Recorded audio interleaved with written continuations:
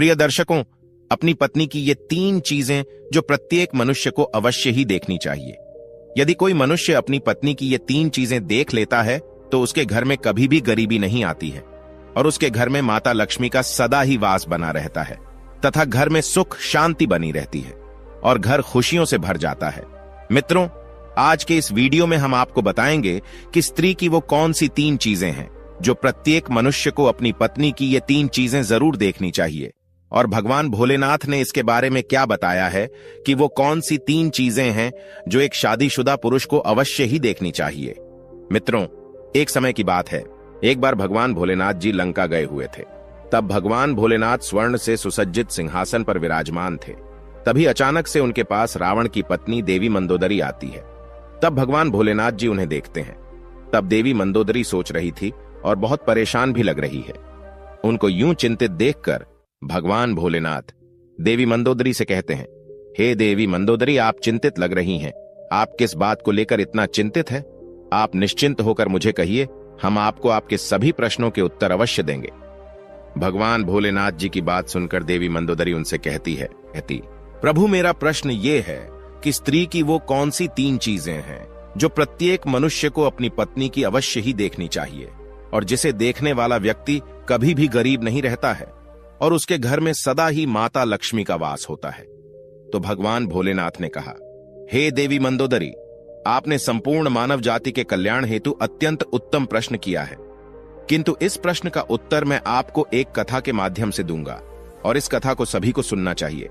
जो भी पति पत्नी गृहस्थ जीवन में हैं, उन्हें तो अवश्य ही सुनना चाहिए, क्योंकि इस कथा को जो भी पूरा मन लगाकर अंत तक सुनता है उसके घर में कभी भी धन दौलत की कमी नहीं होती है। तो देवी मंदोदरी बोली, आप कथा सुनाइए प्रभु, मैं कथा को पूरा मन लगाकर सुनूंगी और जब तक आपकी कथा समाप्त नहीं हो जाती मेरा मन कहीं और नहीं जाएगा। तो भगवान भोलेनाथ कथा को सुनाते हुए बोले, एक समय की बात है जब एक नगर में एक गरीब किसान रहता था और वो इतना अधिक गरीब था कि उसके घर में खाने पीने का कोई सामान तक नहीं था। वो कभी भोजन करता तो कभी भूखे पेट ही सो जाता था और उसके पास पहनने के लिए कोई वस्त्र भी नहीं थे। वो एक ही वस्त्र को रोज पहनता था। उसकी पत्नी बहुत अधिक सुंदर थी और वह अपनी पत्नी से बहुत प्रेम करता था, किंतु उसकी पत्नी को अपनी सुंदरता पर अहंकार था और वह घर में अपनी ही मनमानी करती थी। वह अपने पति की एक भी बात नहीं मानती थी, जिसके कारण वह किसान परेशान रहता था। और फिर एक दिन किसी बात को लेकर उसकी पत्नी और उसके बीच बहुत अधिक लड़ाई झगड़ा हुआ। फिर उसी दिन से उसके घर में रोज लड़ाई झगड़ा होने लगा। उसकी पत्नी उस किसान की एक भी बात नहीं मानती थी और अपनी ही मनमानी करने लगी। फिर एक दिन उसकी पत्नी उससे कहने लगी, तुम्हारे पास तो कुछ भी नहीं है, खाने के लिए ना रोटी है और ना पहनने के लिए कपड़े, पता नहीं मैंने तुम जैसे भिखारी इंसान से विवाह क्यों कर लिया। मुझे तुमसे विवाह करके बहुत पछतावा हो रहा है। मैं इतनी सुंदर हूं, मेरी शादी तो किसी अमीर घर में भी हो जाती। मेरी किस्मत ही फूटी थी जो मैंने तुमसे शादी कर ली। फिर अपनी पत्नी की ये बातें सुनकर वो किसान बहुत अधिक दुखी हो गया और एकांत में बैठकर सोचने लगा, मेरी पत्नी सत्य ही कहती है, मेरे पास है ही क्या, ना तो मेरे पास खाने को अन्न है, ना ही मेरे पास पहनने के लिए अच्छे कपड़े हैं, और मैं करूं भी तो क्या करूं। फिर उसने सोचा कि मैं राजा के दरबार में जाता हूं और उनके यहां पर नौकर बन जाता हूं, जिससे कि राजा जी मुझे खाने के लिए अन्न तो देंगे ही, साथ में पहनने के लिए अच्छे कपड़े भी देंगे। फिर इतना सोचकर वो गरीब किसान राजा के दरबार में जाता है। तो राजा उससे कहते हैं, कौन हो तुम और यहां क्यों आए हो? तो किसान बोला, महाराज, मैं एक गरीब किसान हूं और मैं आपके यहां पर नौकरी करने के लिए आया हूं। महाराज, आप मुझे अपने यहां चौकीदारी पर रख लीजिए। तो राजा ने कहा, तुम अपनी हालत तो देखो, इतने गरीब हो कि तुम्हें तो यहां आने ही नहीं देना चाहिए था, दरवाजे से ही भगा देना चाहिए था, और मेरे दरबारी भी तुमसे अच्छे वस्त्र पहनते हैं। मैं तुम्हें अपने यहां पर नौकरी नहीं दे सकता, मेरे यहां से निकल जाओ। फिर वो किसान अपने घर आता है और चुपचाप एकांत में बैठ जाता है। फिर उसके मन में एक विचार आता है कि क्यों न मुनि वशिष्ठ जी से इस समस्या का समाधान पूछा जाए, क्योंकि मुनि वशिष्ठ जी ही बता सकते हैं कि मैं दिन प्रतिदिन इतना गरीब क्यों होता जा रहा हूं। फिर इतना सोचकर वह किसान मुनि वशिष्ठ जी के आश्रम में जाता है और देखता है कि मुनि वशिष्ठ जी अपनी कुटिया में ध्यान लगाए बैठे थे। फिर जब मुनि वशिष्ठ जी ने आंखें खोली तो देखा कि एक दुखी व्यक्ति उनके सामने खड़ा है। तो मुनि वशिष्ठ जी ने उस गरीब किसान से पूछा हे वत्स, तुम कौन हो? इतना चिंतित क्यों हो? तो किसान बोला, हे मुनिवर, आपसे एक समस्या का समाधान पूछने के लिए आया हूं। तब मुनि वशिष्ठ जी ने कहा, किस समस्या का समाधान पूछने आए हो? निश्चिंत होकर पूछो, मैं तुम्हारी समस्या का समाधान अवश्य ही करूंगा। तो वो गरीब किसान बोला, हे मुनिवर, मैं बहुत अधिक गरीब हूं और मेरे पास न तो खाने के लिए अन्न है और न पहनने के लिए वस्त्र है, और मेरे गरीबी के कारण मेरी पत्नी मुझसे हमेशा लड़ती झगड़ती रहती है। मैं दिन भर बहुत मेहनत करता हूं, फिर भी थोड़ा सा ही धन कमा पाता हूं, जिससे मैं किसी तरह अपने परिवार का पालन पोषण करता हूं, और कभी भोजन करता हूं तो कभी भूखे पेट ही सो जाता हूं। इसीलिए हे मुनिवर, आप मुझे कोई ऐसा उपाय बताएं जिससे मैं बहुत अधिक धनवान बन जाऊं और मेरी पत्नी भी मुझसे लड़ाई झगड़ा ना करे। उस किसान की यह बात सुनकर मुनि वशिष्ठ जी ने कहा, हे पुत्र, मैं तुमको 3 चीजें बताने वाला हूं जिसे प्रत्येक मनुष्य को अपनी पत्नी की अवश्य देखना चाहिए, और अगर कोई भी पुरुष अपनी पत्नी की इन तीनों चीजों को देख लेता है तो उस व्यक्ति को धनवान बनने से कोई भी नहीं रोक सकता है। मुनि वशिष्ठ जी की यह बात सुनकर किसान बहुत प्रसन्न होकर बोला, हे मुनिवर, आप जल्दी से मुझे बताइए कि वह कौन सी 3 चीजें हैं जिन्हें प्रत्येक मनुष्य को अपनी पत्नी की देखनी चाहिए। मैं उन तीनों चीजों के बारे में जानने के लिए बहुत उत्सुक हो रहा हूं। तो मुनि वशिष्ठ जी ने कहा, हे पुत्र, इतनी उत्सुकता ठीक नहीं है। मनुष्य को हमेशा धैर्यवान होना चाहिए। तो चलो, मैं अब तुमको वे तीनों चीजें बता देता हूं जिन्हें प्रत्येक पुरुष को अपनी पत्नी की उन तीनों चीजों को अवश्य देखना चाहिए। लेकिन मैं तुमको उन तीनों चीजों के बारे में बताने से पहले एक अत्यंत महत्वपूर्ण कथा सुनाना चाहता हूं, जिसे सुनकर तुम्हें उन 3 चीजों के बारे में पता चल जाएगा और तुम भी बहुत अधिक धनवान हो जाओगे। लेकिन तुम्हें इस कथा को पूरी सुनना होगा, तभी तुम्हें अपने जीवन में सुख, शांति तथा धन की प्राप्ति होगी। तो किसान बोला, हे मुनिवर, आप कथा सुनाइए, मैं कथा को पूरी अंत तक सुनूंगा। तो कथा को सुनाते हुए मुनि वशिष्ठ जी बोले, एक गांव में एक व्यापारी रहता था और वो अपने गांव का सबसे बड़ा व्यापारी था, और व्यापारी अपनी पत्नी से बहुत प्रेम करता था तथा उसकी पत्नी भी उससे बहुत अधिक प्रेम करती थी, और उनके घर में कभी भी लड़ाई झगड़ा नहीं होता था। इसलिए उसके घर में माता लक्ष्मी का वास था और उसका घर धन, दौलत तथा खुशियों से भरा था। उसे अपने व्यापार में हमेशा फायदा ही होता था। व्यापारी और उसकी पत्नी के बीच में इतना अधिक प्रेम होने के कारण उसके पड़ोसी उससे ईर्ष्या करने लगे थे, जिसकी वजह से कुछ स्त्रियां तो व्यापारी की पत्नी से बात तक भी नहीं करती थीं और दिन भर एक दूसरे से उस व्यापारी की पत्नी की बुराई करती रहती थी। उस व्यापारी की पत्नी प्रतिदिन संध्याकाल के समय अपने घर के बाहर एक दीप जलाकर रख देती थी। फिर एक दिन जब वो अपने घर के बाहर दीप जला रही थी, तभी कुछ स्त्रियां वहां से जा रही थीं। तो वो स्त्रियां उससे कहने लगी, तुम रोज अपने घर के बाहर दीपक क्यों जलाती हो? ऐसा करने से तुम्हें क्या लाभ मिलता है? ऐसा मत किया करो। किंतु वो किसी की बात नहीं सुनती है और प्रतिदिन अपने घर के बाहर दीप प्रज्वलित करती है। इस तरह धीरे धीरे कई वर्ष बीत जाते हैं और फिर धीरे धीरे उस व्यापारी के घर में सारा काम उसकी पत्नी की मर्जी से होने लगा और वो किसी का कहना नहीं मानती थी। वो अपने घर को अपने अनुसार चलाती थी और वो उस व्यापारी की भी कोई बात नहीं मानती थी, और व्यापारी भी अपनी पत्नी को कुछ नहीं बोलता था। जो वो कहती थी वही करता था, क्योंकि उस व्यापारी को पता था कि यदि मैंने कुछ कहा तो मेरी पत्नी मुझसे लड़ाई झगड़ा करेगी, और वो अपनी पत्नी से लड़ाई झगड़ा नहीं करना चाहता था। व्यापारी अपनी पत्नी से इतना अधिक प्रेम करता था कि यदि वो किसी बात को लेकर नाराज भी हो जाती थी तो वो मना लेता था। ऐसा करते करते काफी दिन बीत गए। फिर धीरे धीरे यह बात पूरे नगर में फैल गई और उस नगर के सभी लोग व्यापारी और उसकी पत्नी के इस प्रेम का उदाहरण देने लगे।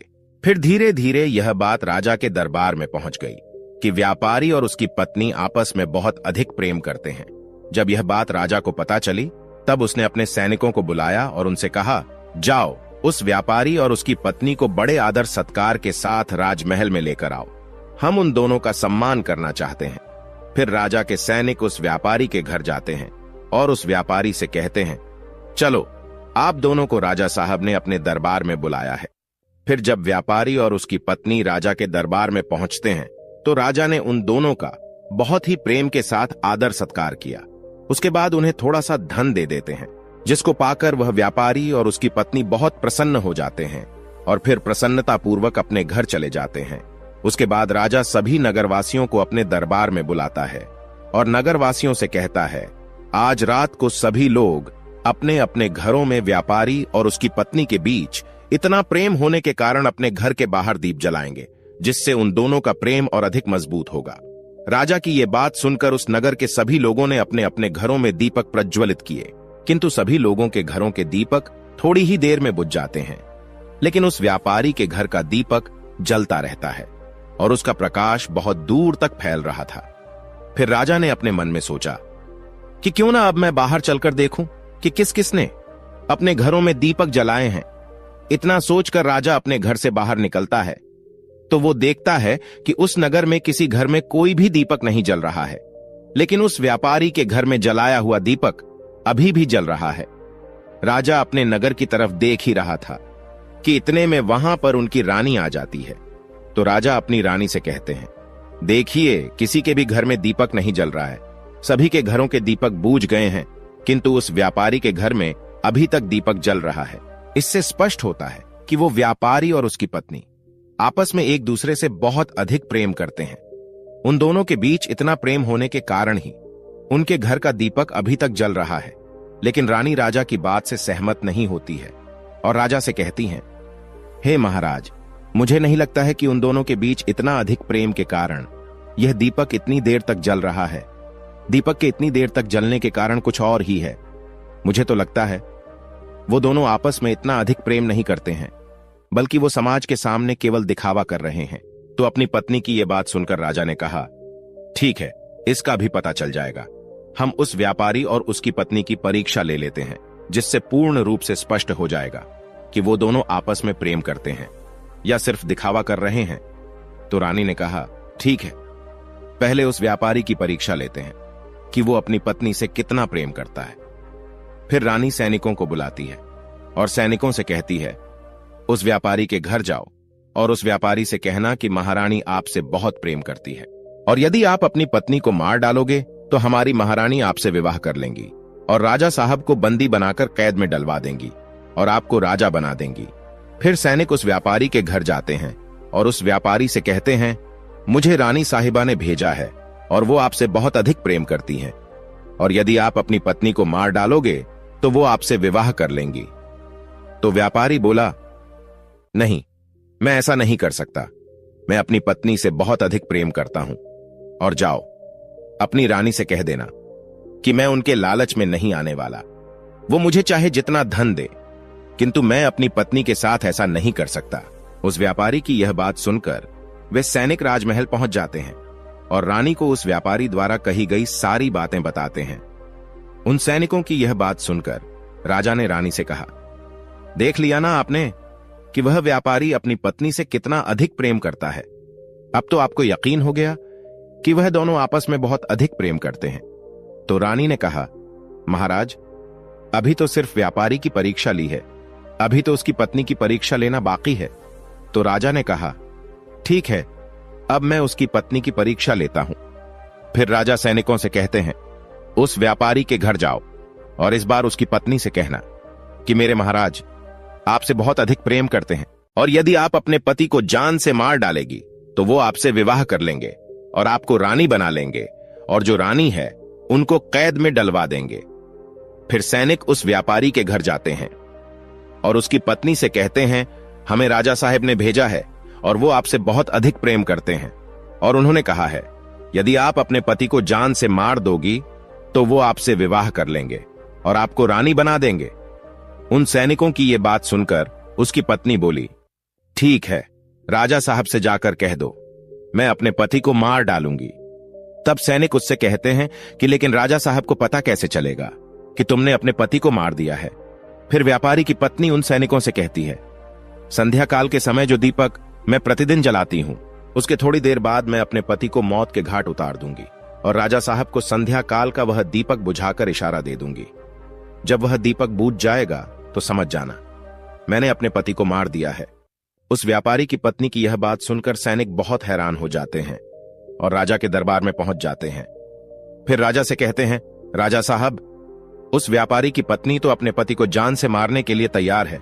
उसने कहा है कि मैं संध्या काल के समय दीपक जलाने के कुछ समय बाद अपने पति को जान से मार दूंगी, और जब मेरे पति की मौत हो जाएगी तो मैं दीपक को बुझा दूंगी, जिससे तुम्हारे महाराज को पता चल जाएगा कि मैंने अपने पति को मार दिया है सैनिकों की यह बात सुनकर राजा बहुत आश्चर्यचकित हुए। फिर रानी ने राजा से कहा, देख लिया ना आपने, मैंने तो पहले ही कहा था कि ये केवल समाज के सामने दिखावा करते हैं और ये आपस में इतना अधिक प्रेम नहीं करते हैं। फिर राजा ने उन सैनिकों से कहा, जल्दी जाओ और उसे अपने पति को मारने से रोक दो और उससे कहना कि महाराज आपकी परीक्षा ले रहे थे, सच में ऐसा कुछ मत करें। तो सैनिक जल्दी से उसके घर जाते हैं और देखते हैं कि उसने तो अपने पति को दिन में ही मौत के घाट उतार दिया है। तब वे सैनिक बहुत अधिक क्रोधित होते हैं और उसे कहते हैं, तुमने तो हमसे कहा था कि तुम अपने पति को संध्या काल के समय मारोगी, किंतु तुमने इसे अभी क्यों मार डाला? तो व्यापारी की पत्नी ने कहा, मुझे तो अपने पति को पहले से ही मारना था, मैं इसे बहुत पहले ही मारना चाहती थी, किंतु मुझे कोई सही मौका नहीं मिल रहा था और आज सही मौका मिल गया था, इसलिए मैंने अपने पति को मौत के घाट उतार दिया। अब आप लोग अपने राजा साहब से जाकर कह दो कि मैंने अपने पति को मार दिया है, अब वो मुझसे विवाह कर ले और मुझे रानी बना ले। तो सैनिकों ने कहा, यह तो आप चलकर राजा साहब से ही पूछ लीजिए। फिर व्यापारी की पत्नी और वह सैनिक राजमहल पहुंच जाते हैं और वे सैनिक राजा साहब को सारी बात बता देते हैं, जिसे सुनने के बाद राजा साहब बहुत क्रोधित हो जाते हैं और व्यापारी की पत्नी को बंदी बनाकर कारागार में डाल देते हैं। दोस्तों, भगवान भोलेनाथ देवी मंदोदरी से कहते हैं, हे देवी मंदोदरी, अब मैं तुम्हें बताता हूं कि वो कौन सी 3 चीजें हैं जो प्रत्येक मनुष्य को अपनी पत्नी की अवश्य ही देखनी चाहिए। तो सुनो, पहली चीज अपनी पत्नी की यह देखनी चाहिए कि पत्नी कहां आ रही है और कहां जा रही है, तथा किससे मिल रही है और किससे बातें कर रही है। जो भी व्यक्ति अपनी पत्नी की इन चीजों को देखता है तो उसके घर में कभी लड़ाई झगड़ा नहीं होता है और उसके घर में सुख शांति बनी रहती है। और दूसरी चीज, प्रत्येक मनुष्य को अपनी पत्नी की यह देखनी चाहिए कि उसकी पत्नी की बोली भाषा कैसी है, वह प्रेम से बात करती है या नहीं और अपने पति की बातें मानती है या नहीं। क्योंकि जो स्त्रियां अपने पति की बात नहीं मानती हैं और हमेशा अपनी ही मर्जी से सारी काम करती है, ऐसी स्त्रियां घर में क्लेश का कारण बनती है। प्रत्येक पुरुष को अपनी पत्नी की तीसरी चीज यह देखनी चाहिए कि वह किसी पराये मर्द से तो संबंध नहीं रखती है। क्योंकि जो स्त्रियां शादीशुदा होने के बाद भी पराये मर्दों से संबंध रखती हैं, ऐसी स्त्रियां जीवन में कभी सुखी नहीं रहती हैं और पति के होते हुए भी उनके जीवन में सदा दुख ही दुख रहता है। इसीलिए हे देवी मंदोदरी, प्रत्येक स्त्री को एक पतिव्रता जीवन जीना चाहिए और पराये मर्दों के साथ संबंध नहीं बनाना चाहिए। क्योंकि एक पतिव्रता स्त्री घर को स्वर्ग बना देती है और जो स्त्रियां पतिव्रता जीवन जीती हैं, उनके जीवन में कभी धन दौलत की कमी नहीं होती है और उसके घर में सदा ही माता लक्ष्मी का वास रहता है। मित्रों, आपको यह कथा कैसी लगी हमें कमेंट्स करके जरूर बताएं। तो बोलो हर हर महादेव।